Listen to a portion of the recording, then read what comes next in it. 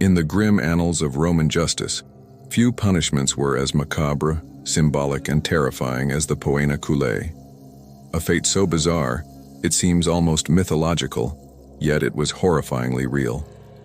Reserved for the most unthinkable of crimes, parricide, the act of killing one's own father or close family member, this punishment was not simply about execution. It was about shame, spectacle, and stripping the offender of every last shred of humanity. To the Romans, family was sacred, the foundation of Roman order and virtue, and to murder one's own blood was to tear apart the moral fabric of the state. The penalty? The guilty were sewn into a leather sack, cullis, but not alone. Inside that suffocating bag, they would find themselves joined by a deadly cast of creatures: a snake, a monkey, a rooster, and a dog. It sounds like a twisted riddle, but to the Romans, each animal was a symbol of treachery, madness, and moral decay. The dog, once man's loyal companion, now turned vicious in the face of betrayal. The monkey, a mockery of human behavior, cunning, mischievous, and chaotic. The rooster, an omen of vigilance but also chaos and confusion. And the snake, timeless symbol of deception, stealth, and mortal danger. Bound together in that sack, the condemned and the beasts were tossed into the river, alive. They thrashed, clawed, and bit in shared terror as the leather sack filled with water. The animals panicked, and chaos unfolded in darkness. It was death not by blade or fire, but by primal fear, drowning, and desperate violence. And yet, this punishment was not simply about pain. It was a performance, an act of societal rejection. To be sewn into the cullis was to be erased from human memory. Romans believed that the soul of the parricide was not worthy of burial or the proper rites of the dead. Burial was sacred in Roman tradition, essential for peace in the afterlife, and by denying it, by drowning the offender with beasts, the state declared that this soul had forfeited even the afterlife. The river carried their body away, unseen, unmarked, unwanted.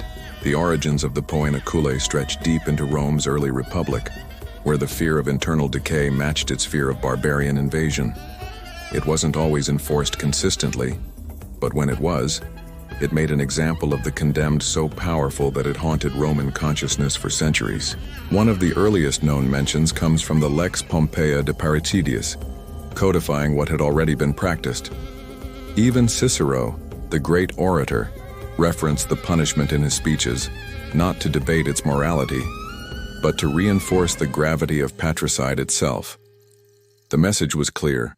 Some crimes are so unnatural that they tear the very laws of nature, and for that, nature itself, through its wildest beasts, would devour the criminal. The evolution of the Poena Cullei is equally chilling. Earlier versions may not have always included the full menagerie. Sometimes only a dog and a serpent were used. But as the years passed and Rome's flair for symbolism grew, so did the complexity of the punishment. By the time of the early empire, the full roster of animals was common in accounts, as if each creature played a part in a theater of terror. The leather sack was tightly bound, reinforced so nothing escaped, and soaked in water to limit air. There was no trial by combat here, no noble death. The executioners made sure there was no glory in this ending. And although rare, the few recorded instances burned themselves into Roman lore. Consider the case of a young man in the early empire who murdered his father for denying him an inheritance. His execution drew a crowd, and according to legend, as he was lowered into the river sewn in the sack, the animals turned mad with fear. The monkey clawed at his face, the dog bit his arms, the snake coiled around his leg, and the rooster pecked wildly as the water closed in. It was not a quick death. It was a slow suffocation, drowning, and mutilation, inside a floating tomb of madness.